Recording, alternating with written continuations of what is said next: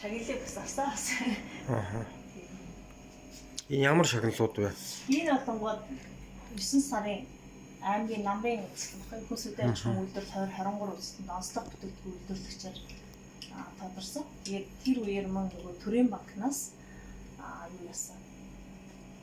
Төрийн банкнаас маш шалгалт хийгээд энэ нар болохоор импортыг орлох бүтээгдэхүүн үйлдвэрлэгчээр бас төрийн банкнаас шалгалсан гэдэг. Дараа нь 10 сард 9 сард стандарт хэмжүүлсэн газрын 100 жилийн бас үзэсгэлэнд Үзэмчин брэнд цех гэж юм тий.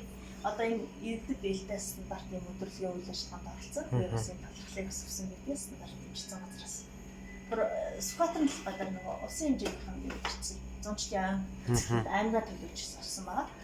Дараа нь зүүн бүсийн түншлэл хэмтгий 2023 гэсэн үзэсгэлэн энэ чинь чухал уулзалт. Хоёрдоо уулзалт хурал бас